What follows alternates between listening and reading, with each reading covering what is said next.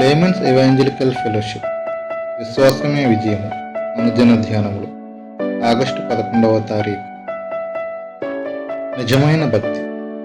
అలాగుననే వృద్ధ స్త్రీలు కొండెకత్తులను మిగుల మద్యపాసక్తులునై ఉండక ప్రవర్తన యందు భయభక్తులు గలవారై ఉండవలననియు దేవుని వాక్యము దూషింపబడకుండునట్లు మంచి ఉపదేశము చేయువారునై ఉండవలననియు బోధించము. తీతుకు రాసిన పత్రిక 2వ అధ్యాయము 3 నుంచి 5వ వచనం వరకు. ఒక స్త్రీ యొక్క సాత్వికము నెమ్మదితరమే ఒక ప్రసంగము వంటిది. స్త్రీలు ముసలమ్మ ముచ్చట్లు చెప్పకూడదు. ముసలమ్మ ముచ్చట్లు చెప్పే స్త్రీ ఎలాగూ ప్రార్థన చేయగలదు? ఆమె తన భర్తను పిల్లలను ఎలాగూ కాచుకొనగలదు? భక్తిపరురాలైన ఒక స్త్రీకి ముసలమ్మ ముచ్చట్లతో ఎలాంటి సంబంధం లేదు. యవ్వన స్త్రీలు తమ భర్తలకు లోబడి ఉండి తమ భర్తలను శిశువులను ప్రేమించువారుగా ఉండమని బుద్ధి చెప్పుచు. ఇది ఎందుకు చెప్పబడినది? భర్త ఇంటికి రాగానే భోజనము సిద్ధపరచడమే ఆమె చూపవలసిన ప్రేమ. ఒక భక్తిపరురాలు తన సమయాన్నంతటిని తానేమి ధరించుకోవాలని ఆలోచించడానికి వెచ్చించదు.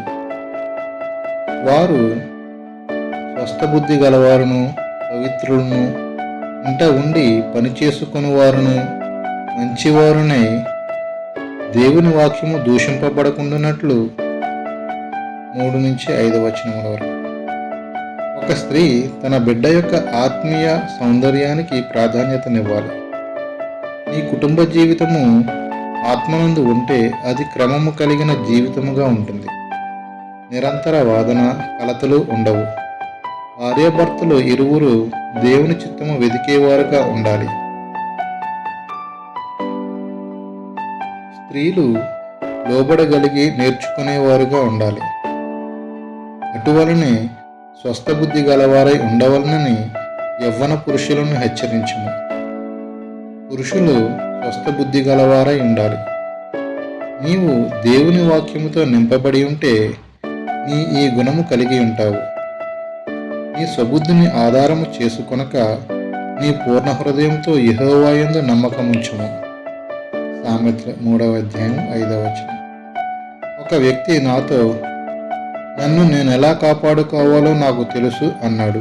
కానీ తర్వాత పాపంలో పడిపోయాడు. నాకంతా తెలుసు అని అనుకుంటే మూర్ఖపుటాత్మ పట్టుకుంటుంది. గర్వము ఏలుబడి చేస్తుంది. దీనులుగా ఉండుట చాలా కష్టము. దేవుని ఆత్మ మన నుండి కొన్ని విషయాలను ఎదురు చూస్తున్నాడు. వాటిలో ఒకటి మనము మంచి మాదిరిని కలిగి ఉండడము. నీ భవిష్యత్తు దేవుని చేతిలోనున్నది. దేవుడు నీ జీవితము విషయమై ఆసక్తి కలిగి ఉన్నాడు. ఆయన అదుపులో నీ ఉంటే చీకటి శక్తులకు నీ జీవితం మీద ఎలాంటి పట్టు ఉండదు. దేవుడు కాపాడడం మాత్రమే కాదు కానీ ఆయన నడిపిస్తాడు, ఆశీర్వదిస్తాడు. దానియేలు గారు.